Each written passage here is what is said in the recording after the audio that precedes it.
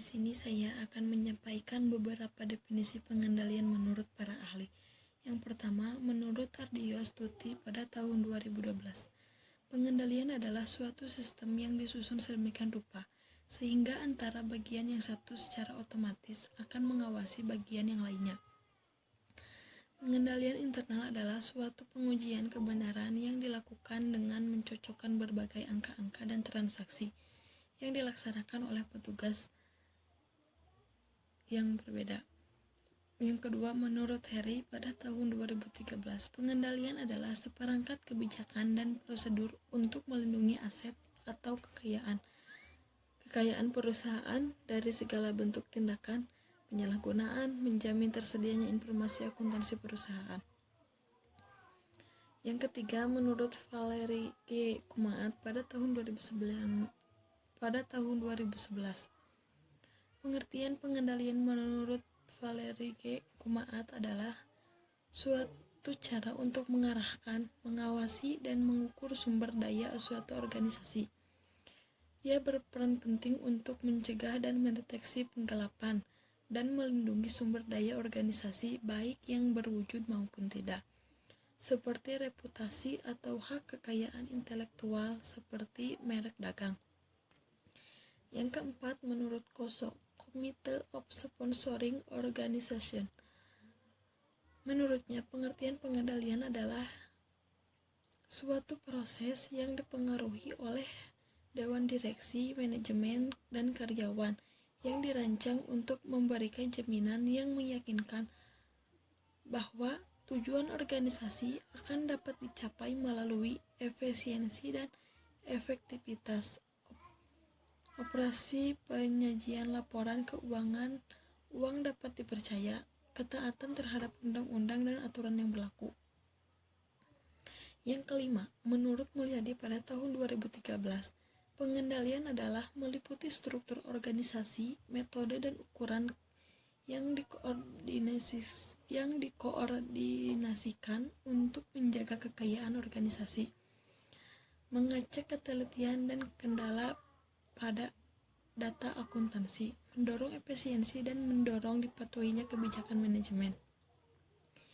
Yang keenam, menurut Krismaji pada tahun 2010, pengertian pengendalian menurut Krismaji adalah rencana organisasi dan metode yang digunakan untuk menjaga atau melindungi aktiva dan menghasilkan informasi yang akurat dan dapat dipercaya.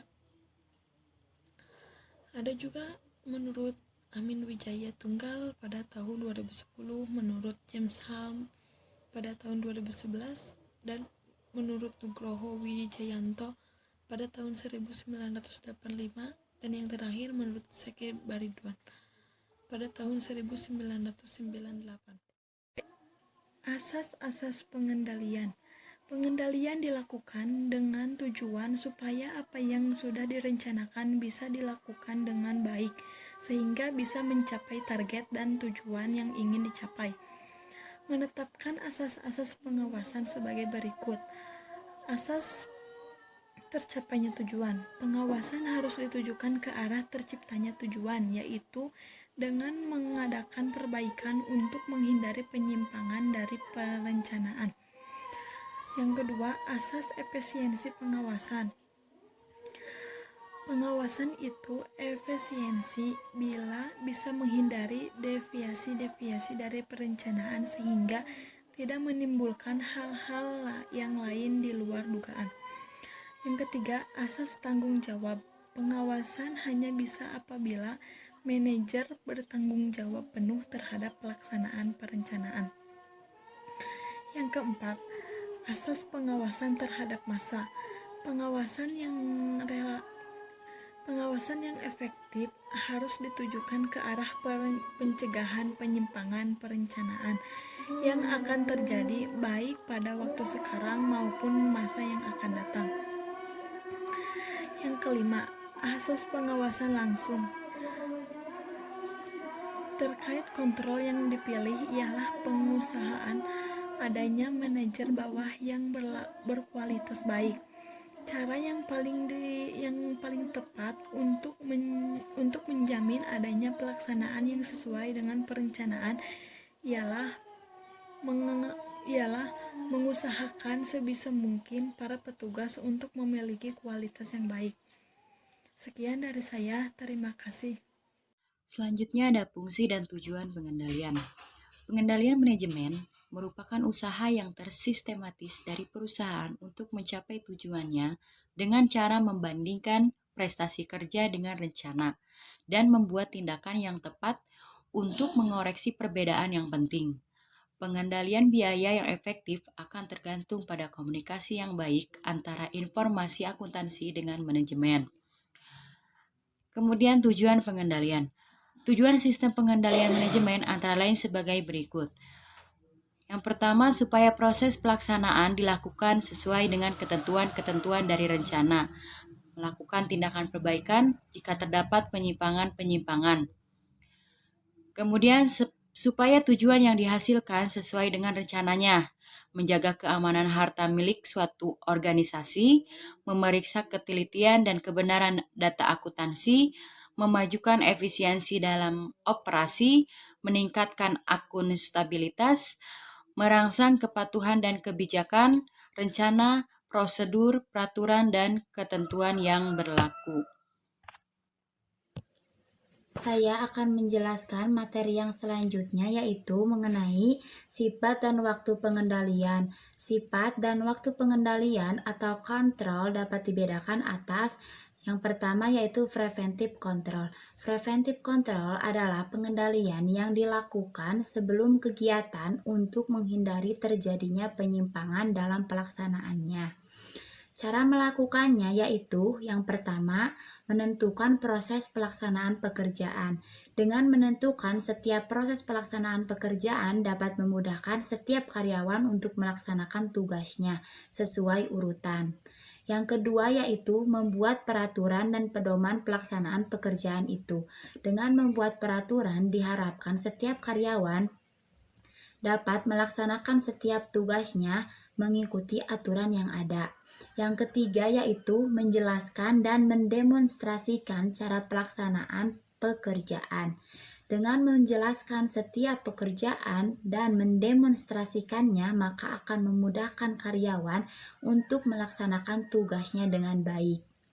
Yang keempat yaitu mengorganisasikan segala macam kegiatan. Yang kelima yaitu menentukan jabatan, job description atau gambaran pekerjaan, authority, dan responsibility bagi setiap karyawan. Yang selanjutnya yaitu menetapkan sistem koordinasi pelaporan dan pemeriksaan. Yang terakhir yaitu menetapkan sanksi bagi karyawan yang membuat kesalahan. Dengan menetapkan sanksi, maka karyawan akan memiliki batasan dalam dirinya untuk melanggar aturan-aturan yang ada karena dapat dikenakan sanksi.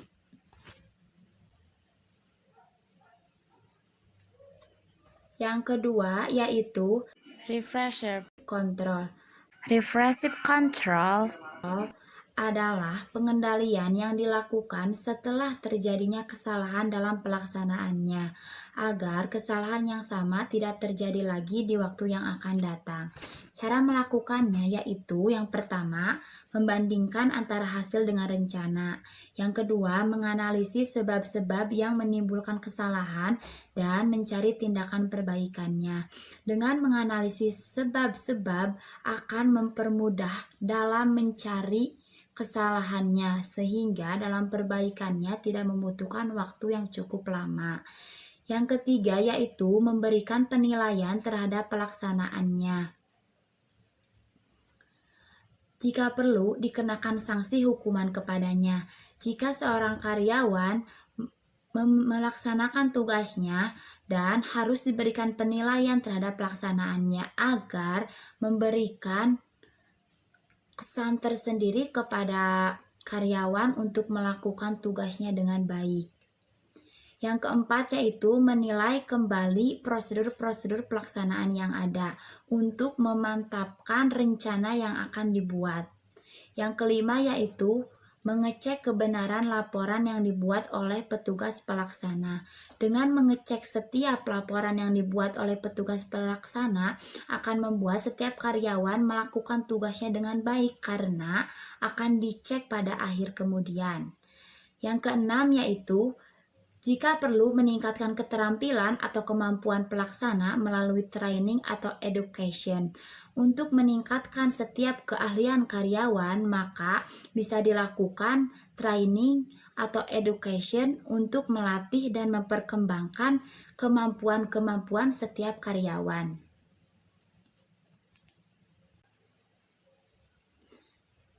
Yang selanjutnya yaitu yang ketiga, pengendalian saat proses dilakukan. Jika terjadi kesalahan, segera diperbaiki agar tidak terjadi kesalahan-kesalahan yang sama di kemudian hari.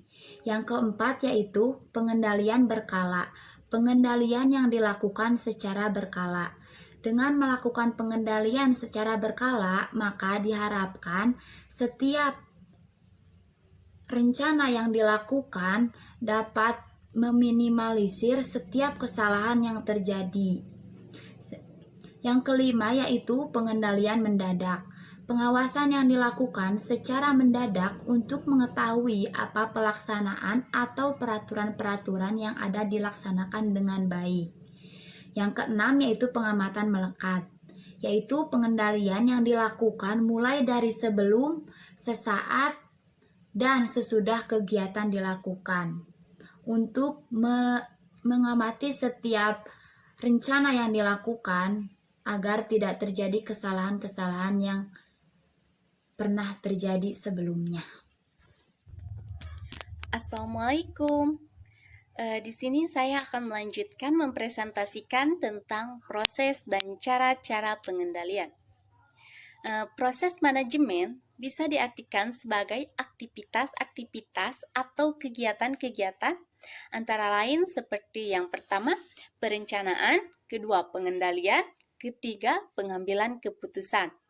Nah, perencanaan yaitu formulasi terinci untuk bisa mencapai suatu tujuan akhir tertentu.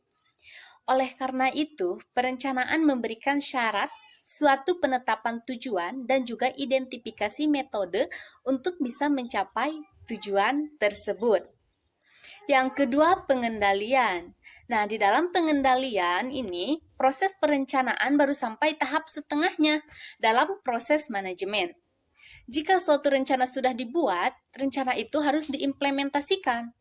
Kemudian, manajer dan pekerja harus memonitor pelaksanaannya untuk bisa memastikan rencana itu berjalan dengan baik. Yang ketiga, pengambilan keputusan. Nah, jadi maksudnya, dalam pengambilan keputusan, yaitu proses memilih suatu keputusan di antara berbagai alternatif. Fungsi dari manajerial ini adalah suatu jalinan antara perencanaan dan pengendalian. Manajer tersebut harus memiliki visi, skill, metode untuk melaksanakan tujuan yang telah dipilih. Nah, dalam proses pengendalian juga ada beberapa langkah. Yang pertama, menentukan standar-standar yang akan digunakan sebagai dasar pengendalian. Langkah yang kedua yaitu mengukur pelaksanaan atau hasil yang telah dicapai. Selanjutnya, membandingkan pelaksanaan atau hasil dengan standar untuk menentukan penyimpangan jika ada. Yang terakhir, melakukan tindakan perbaikan jika terdapat penyimpangan agar pelaksanaan dan tujuan sesuai dengan rencana. Yang terakhir yaitu cara-cara pengendalian. Nah, pengendalian ini dilakukan dengan 3 cara. Yang pertama, pengawasan langsung, kedua tidak langsung, dan ketiga pengawasan berdasarkan kondisi tertentu. Nah, pengawasan langsung yaitu pengawasan yang dilakukan sendiri secara langsung oleh seorang manajer. Jadi, seorang manajer turun tangan secara langsung tanpa menyuruh bawahannya. Yang kedua, pengawasan tidak langsung. Nah, pengawasan tidak langsung ini adalah pengawasan jarak jauh dengan melalui laporan oleh bawahan baik secara lisan maupun tulisan. Jadi artinya seorang manajer menyuruh bawahannya yang ia percayai untuk melakukan pengawasan. Nah, nanti si bawahan tersebut yang sudah ditunjuk oleh seorang manajer, dia akan memberikan laporan baik secara lisan maupun tulisan.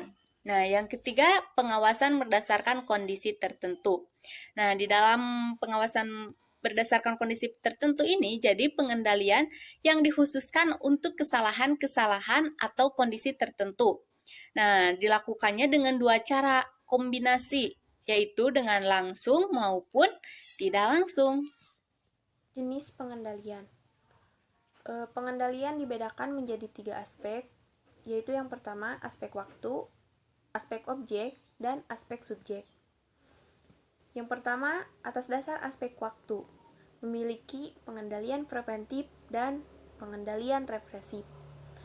Pengendalian preventif yaitu pengendalian yang dilakukan pada saat proses pekerjaan sedang berjalan. Sedangkan pengendalian represif yaitu pengendalian yang dilakukan setelah pekerjaan itu selesai. Dan yang kedua, atas dasar aspek objek, memiliki pengendalian administratif dan pengendalian operatif. Pengendalian administratif adalah pengendalian yang dilakukan di bidang administrasi, sedangkan pengendalian operatif adalah pengendalian yang dilakukan di bidang operasional. Dan yang ketiga, atas dasar aspek subjek, memiliki pengendalian internal dan pengendalian eksternal.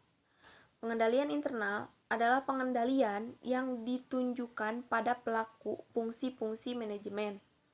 Sedangkan pengendalian eksternal adalah pengendalian yang ditunjukkan pada pelaku di luar fungsi-fungsi manajemen. Pengendalian efektif. Karakteristik pengendalian yang efektif yaitu yang pertama akurat, yaitu informasi dari prestasi yang akan diukur haruslah akurat. Ketidakakuratan data akan menyebabkan kesalahan dalam menarik kesimpulan, bahkan dapat menimbulkan kesalahan yang tidak perlu. Yang kedua, secara ekonomi realistik, yaitu pengeluaran biaya untuk implementasi pengenalan harus ditekan seminimum mungkin, sehingga terhindar dari pemborosan yang tak berguna. Yang ketiga, tepat waktu. Sistem pengendalian akan efektif jika dilakukan dengan cepat di saat penyimpangan diketahui. Jika terjadi keterlambatan, kerugian akan datang. Yang keempat, realitas secara organisasi, yaitu sistem pengendalian akan harus dapat digabungkan dengan realitas organisasi. Misalkan, individu harus dapat melihat hubungannya antara tingkat prestasi yang harus dicapainya. Yang kelima, dipusatkan pada pengendalian strategis. Pengendalian hendaknya disarankan pada titik-titik kunci yang memiliki nilai strategis, sehingga penyimpangan di bidang ini akan diketahui dan dihindari timbulnya kegagalan pencapaian tujuan. Dan yang keenam, terkoordinasi dengan arus kerja organisasi. Memperhatikan bahwa satu kegiatan akan selalu terkait dengan kegiatan lainnya. Contohnya, kegiatan produktif akan berkaitan dengan kegiatan penjualan. Dan yang ketujuh, objektif dan komprehensif. Informasi dalam suatu sistem pengendalian harus mudah dipahami dan dianggap objektif oleh individu yang menggunakannya. Dan yang kedelapan, fleksibel. Mengingat situasi dan kondisi terus berubah dengan cepat, maka sistem pengendalian harus memiliki tingkat keluasan yang tinggi, sehingga standar pengendalian tetap dapat dipergunakan meskipun situasi dan kondisi berubah. Dan yang kesembilan, diterima para anggota organisasi. Jadi, idealnya setiap sistem pengendalian dapat diterima dan dimengerti oleh semua anggota organisasi, sehingga mereka masing-masing akan merasa ikut bertanggung jawab terhadap usaha pencapaian tujuan organisasi. Assalamualaikum warahmatullahi wabarakatuh. Di sini saya akan mempresentasikan tentang definisi evaluasi menurut para ahli. Yang pertama, menurut para ahli Wingstrom DKK 1956, pengertian evaluasi adalah penafsiran atau pemikiran terhadap pertumbuhan serta kemajuan ke arah tujuan atau nilai-nilai yang sudah ditetapkan. Dan yang kedua, menurut para ahli Sudijono 1996, pengertian evaluasi adalah penafsiran atau interupsi yang bersumber pada data kuantitatif, sedangkan data kuantitatif merupakan hasil dari suatu pengukuran. Yang ketiga, menurut para ahli Nur Kancana 1983, evaluasi adalah suatu kegiatan yang dilakukan yang berkenakan bersumber pada data kuantitatif, sedangkan data kuantitatif merupakan hasil dari suatu pengukuran. Yang ketiga, menurut para ahli Nur Kancana 1983, evaluasi adalah suatu kegiatan yang dilakukan yang berkenaan dengan proses untuk menentukan nilai diri suatu hal. Yang keempat, menurut para ahli Johnny 1975, evaluasi adalah suatu proses untuk mempertimbangkan suatu barang atau objek. Dan yang kelima, menurut para ahli John Close dan Hasan Salgi 1983, secara harfiah evaluasi berasal dari bahasa Inggris, yaitu evaluation, yang berarti penilaian atau penafsiran.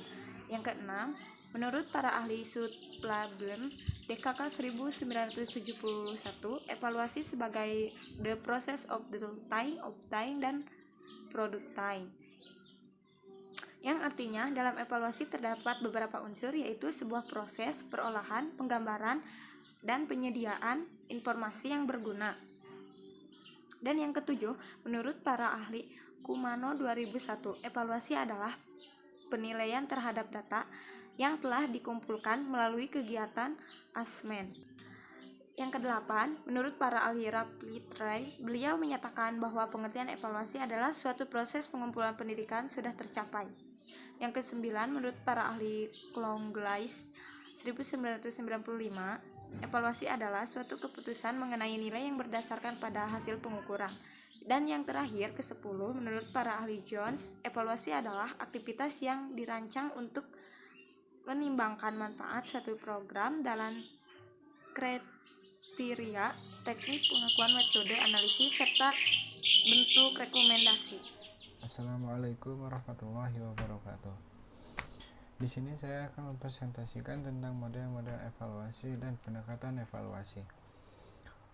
Yang pertama, model evaluasi. Model evaluasi merupakan suatu desain yang dibuat oleh para ahli atau pakar evaluasi. Biasanya model evaluasi ini dibuat berdasarkan kepentingan seseorang, lembaga, atau instansi yang ingin mengetahui apakah program yang telah dilaksanakan dapat mencapai hasil yang diharapkan.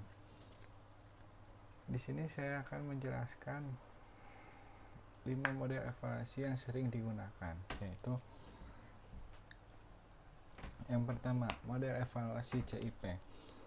Model evaluasi CIP yang dikemukakan oleh Stafleben dan Singfeld pada tahun 1985 adalah sebuah pendekatan evaluasi yang berorientasi pada pengambilan keputusan.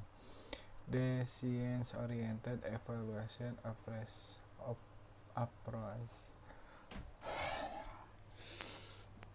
Keputusan untuk menghapus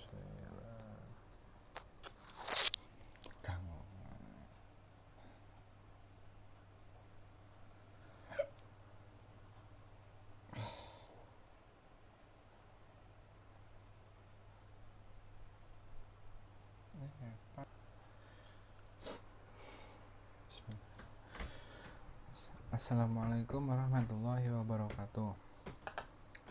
Di sini saya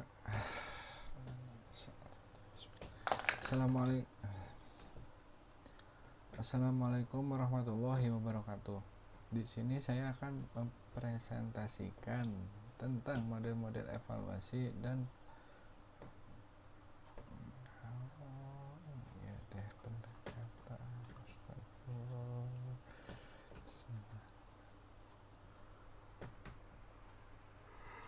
Bismillahirrahmanirrahim. Assalamualaikum warahmatullahi wabarakatuh. Di sini saya akan mempresentasikan tentang model-model evaluasi dan pendekatan evaluasi. Model evaluasi merupakan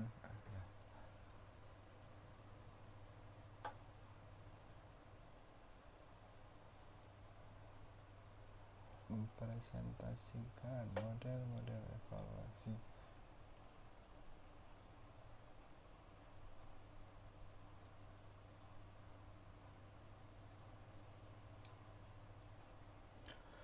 Bismillahirrahmanirrahim. Assalamualaikum warahmatullahi wabarakatuh. Di sini saya akan mempresentasikan model-model evaluasi dan pendekatan evaluasi. Yang pertama, model evaluasi. Model evaluasi merupakan satu desain yang dibuat oleh para ahli atau pakar evaluasi. Biasanya model evaluasi ini dibuat berdasarkan kepentingan seseorang, lembaga, atau instansi yang ingin mengetahui apakah program yang telah dilaksanakan dapat mencapai hasil yang diharapkan. Di sini saya akan menjelaskan 5 model evaluasi yang biasanya sering digunakan, yaitu yang pertama, model evaluasi CIPP. Model evaluasi CIPP yang dikemukakan oleh Staffleben dan Singfeld pada tahun 1985 adalah sebuah pendekatan evaluasi yang berorientasi pada pengambilan keputusan untuk memberikan bantuan kepada administrator atau leader pengambilan keputusan. Model evaluasi CIPP ini terdiri dari 4 huruf, yaitu A. Context Evaluation to Server Planning Decision. Seorang evaluator harus cermat dan tajam memahami konteks evaluasi yang berkaitan dengan merencanakan keputusan, mengidentifikasi kebutuhan dan merumuskan tujuan program. B. Input evaluasi.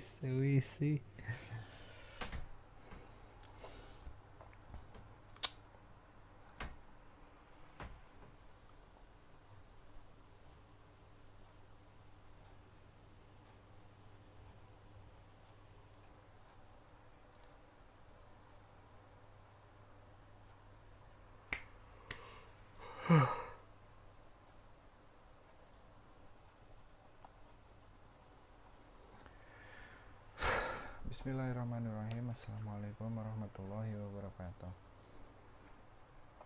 Di sini saya akan mempresentasikan model-model evaluasi dan pendekatan evaluasi. Yang pertama, model evaluasi. Model evaluasi merupakan suatu desain yang dibuat oleh para ahli atau pakar evaluasi. Biasanya model evaluasi ini dibuat berdasarkan kepentingan seseorang, lembaga, atau instansi yang ingin mengetahui apakah program yang telah dilaksanakan dapat mencapai hasil yang diharapkan. Di sini saya akan menjelaskan 5 model evaluasi yang biasanya sering digunakan, yaitu model evaluasi CIPP. Model evaluasi CIPP yang dikemukakan oleh Staffleben dan Singfeld pada tahun 1985 adalah sebuah pendekatan evaluasi yang berorientasi pada pengambilan keputusan untuk memberikan bantuan kepada administrator atau leader pengambilan keputusan.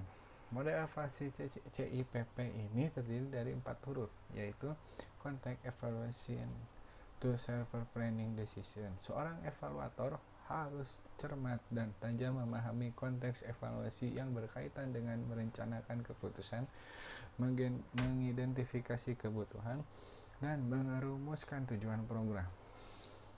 B. Input Evaluation Structuring Decision. Segala sesuatu yang berpengaruh terhadap proses pelaksanaan evaluasi harus disiapkan dengan benar. C. Proses evaluation to serve implementing decision. Pada evaluasi, proses ini berkaitan dengan implementasi suatu program. D. Product evaluation to serve reselling decision. Evaluasi hasil digunakan untuk menentukan keputusan apa yang akan dikerjakan berikutnya. 2. Model evaluasi UCLA. Menurut Alkin pada tahun 1969, evaluasi adalah suatu proses meyakinkan keputusan. Ia mengemukakan 5 macam evaluasi, yakni sistem assessment, yaitu memberikan informasi tentang keadaan atau posisi sistem. B. Program planning, membantu pemilihan program tertentu yang mungkin akan berhasil memenuhi kebutuhan program. C. Program implementation, yang menyiapkan informasi apakah program sudah diperkenalkan kepada kelompok tertentu yang tepat seperti yang direncanakan. D. Program improvement, yang memberikan informasi tentang bagaimana program berfungsi, bagaimana program bekerja atau berjalan, apakah menuju pencapaian tujuan, adakah hal atau masalah baru yang muncul tak terduga. E. Program certification, yang memberi informasi tentang nilai atau guna program. 3. Model evaluasi Brinkerhoff dan CS pada tahun 1983 mengemukakan 3 golongan evaluasi yang disusun berdasarkan penggabungan elemen-elemen yang sama. 4. Model evaluasi Stack atau model contenance. Menurut model contenance, penilaian harus mengandung langkah-langkah berikut: menerangkan program, melaporkan keterangan tersebut kepada pihak yang berkepentingan, mendapatkan dan menganalisis judgement, melaporkan kembali hasil analisis kepada pelanggan, dan seterusnya. Model responsif mencadangkan perhatian yang terus-menerus oleh penilai dan semua pihak terlibat dengan penilaiannya. Model evaluasi Stack pada tahun 1967 merupakan analisis proses evaluasi yang membawa dampak yang cukup besar dalam bidang ini. Meletakkan dasar yang sederhana namun merupakan konsep yang cukup kuat untuk perkembangan yang lebih jauh dalam bidang evaluasi. Stack menekankan pada dua jenis operasi, yaitu description dan pertimbangan judgment, serta membedakan 3 fase dalam evaluasi program, yaitu persiapan atau pendahuluan, antecedent, yang kedua proses transaksi, transaction process, yang ketiga keluaran atau hasil, outcomes, output. 5. Model evaluasi Matt-Vesel dan Michael. Matt-Vesel dan Michael pada tahun 1967 dapat digunakan oleh guru atau evaluator program. Dalam strategi model Matt-Vesel dan Michael terdapat 8 langkah, yaitu A. Keterlibatan masyarakat, enablement of evaluation.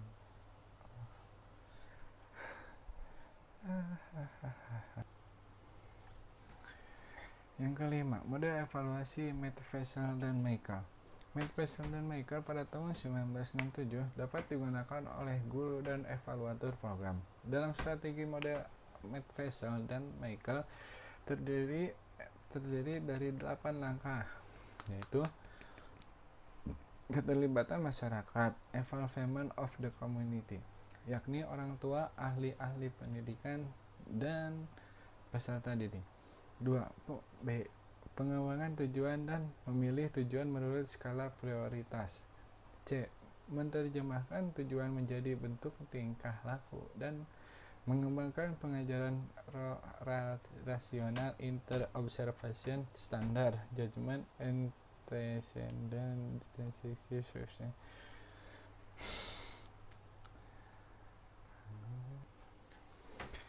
Yang kelima, model evaluasi Matt-Vesel dan Michael. Matt-Vesel dan Michael pada tahun 1967 dapat digunakan oleh guru dan evaluator program. Dalam strategi model Matt-Vesel dan Michael terdapat 8 langkah, yaitu A. Keterlibatan masyarakat, involvement of the community, yakni orang tua, ahli-ahli pendidikan, dan peserta didik. B. Pengembangan tujuan dan memilih tujuan menurut skala prioritas. C. Menerjemahkan tujuan menjadi bentuk tingkah laku dan mengembangkan pengajaran. D. Mengembangkan metode untuk mengukur dan mengevaluasi pencapaian tujuan. E. Menyusun dan mengadministrasi ukuran untuk mengevaluasi pencapaian tujuan. F. Menganalisis hasil pengukuran. G. Menginterpretasi dan mengevaluasi data. H. Menyusun rekomendasi untuk mengembangkan pengajaran. Yang kedua, pendekatan evaluasi. 3 pendekatan evaluasi program pendidikan yang banyak dikenal dan sering dijadikan rujukan dalam pelaksanaan evaluasi program pendidikan, yakni A. Objective oriented approach, B. Management oriented approach, D. Dan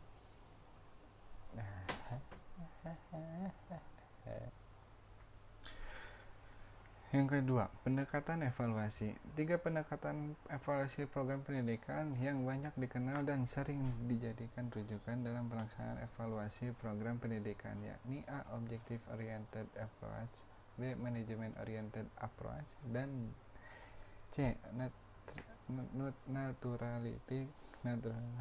Naturalistic participant approach.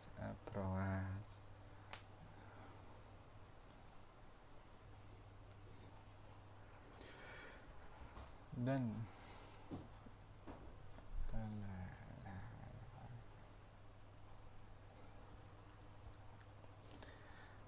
yang kedua ada pendekatan evaluasi.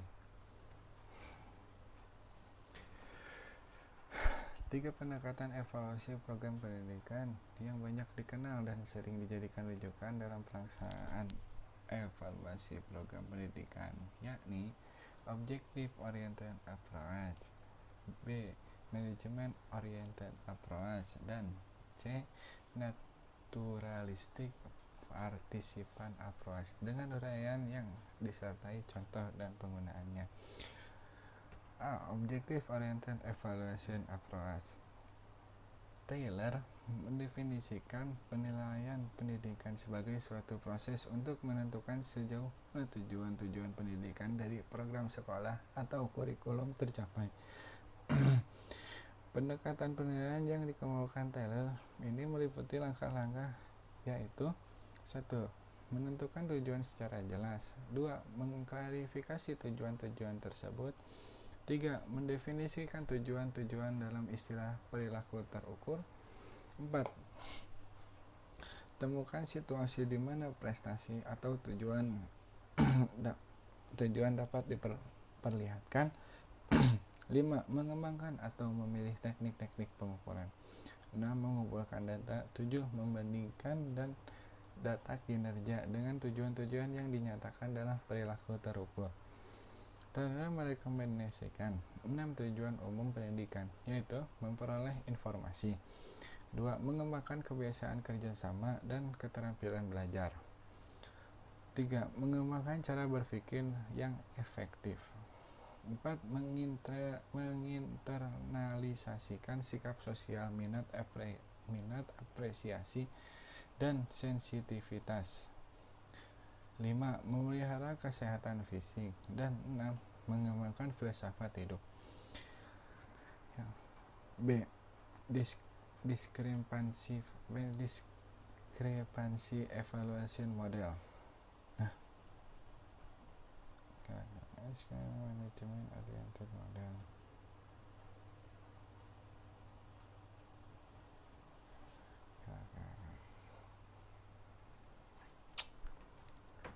Yang kedua, pendekatan evaluasi.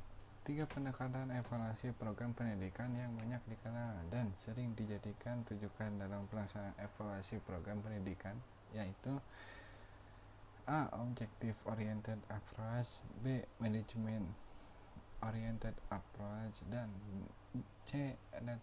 Naturalistic Participant Approach, dengan uraian serta contoh penggunaannya. A. Objective Oriented Evaluation Approach, B. Discrepancy Evaluation Model, C. Penilaian berorientasi tujuan, D. Management Oriented Approach, E.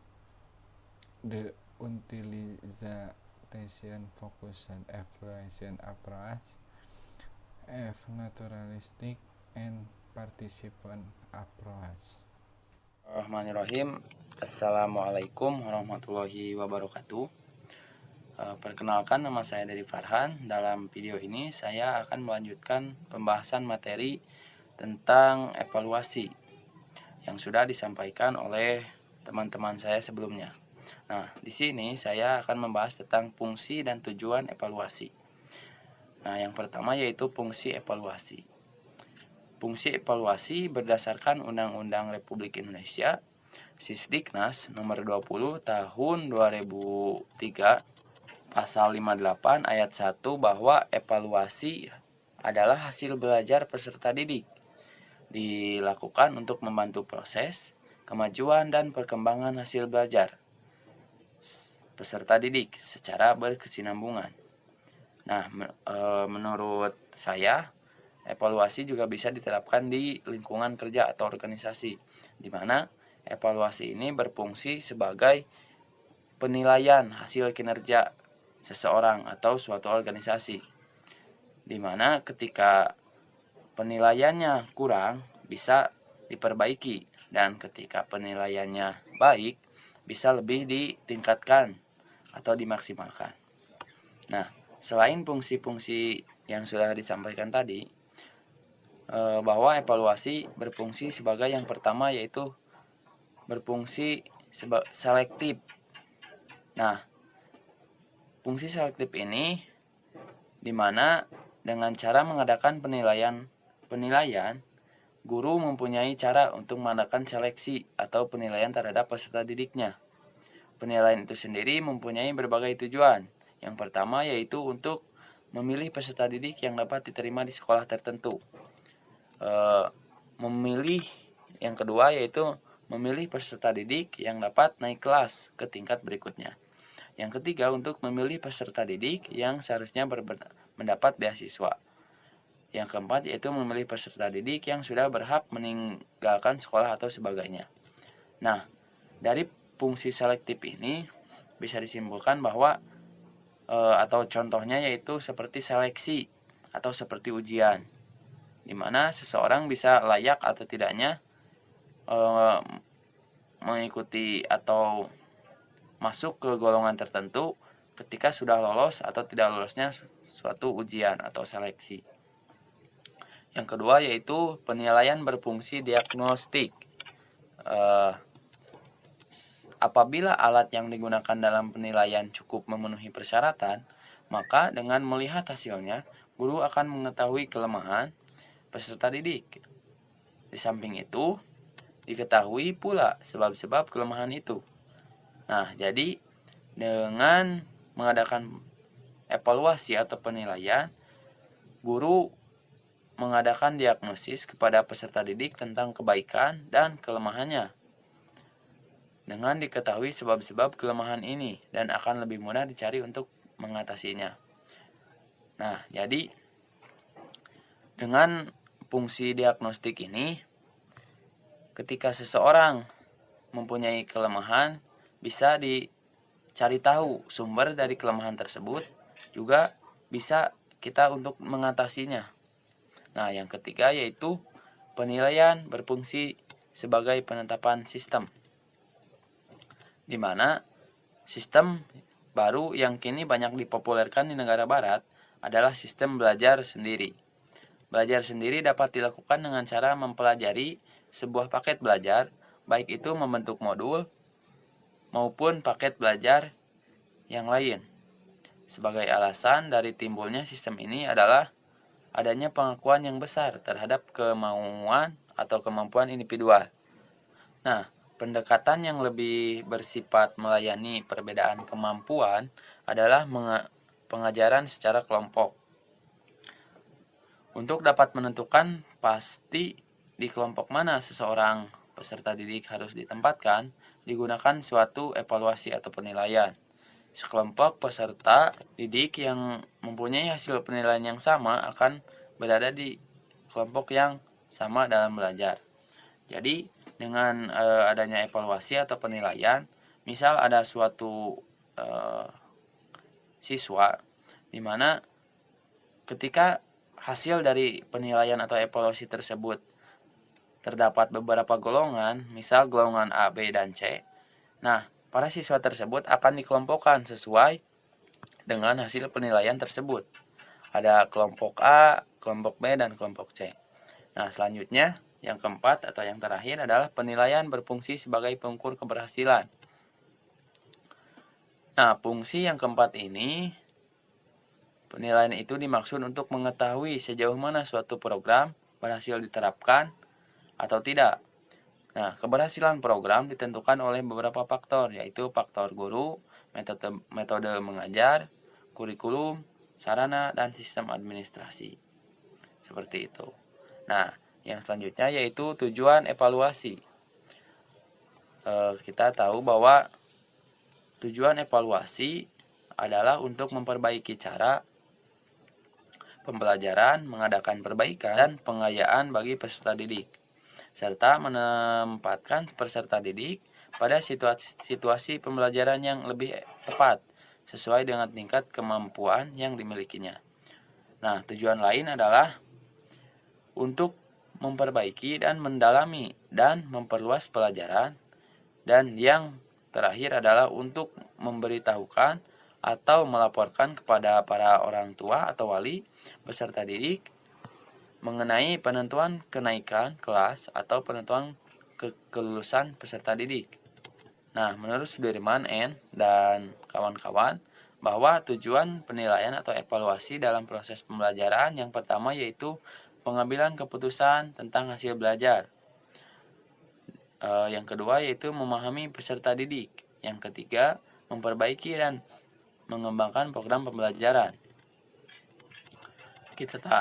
Yang pertama yaitu mengambil keputusan tentang hasil belajar, di mana ketika adanya evaluasi kita bisa mengambil suatu keputusan terhadap seseorang apakah layak atau tidak.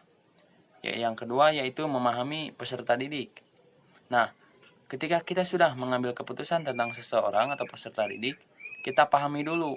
Misal seseorang tersebut tidak layak, nah kita pahami sumber tidak layaknya itu dari mana. Kemudian kita bantu untuk memperbaiki hal tersebut. Yang ketiga yaitu memperbaiki dan mengembangkan program tersebut. Nah, seperti yang sudah saya bilang tadi bahwa ketika kita sudah mengambil keputusan, kemudian memahami bahwa seseorang tersebut kurang, nah kita memperbaiki atau mengembangkan program atau seseorang tersebut. Nah, itu mungkin yang dapat saya sampaikan. Mohon maaf apabila ada kesalahan.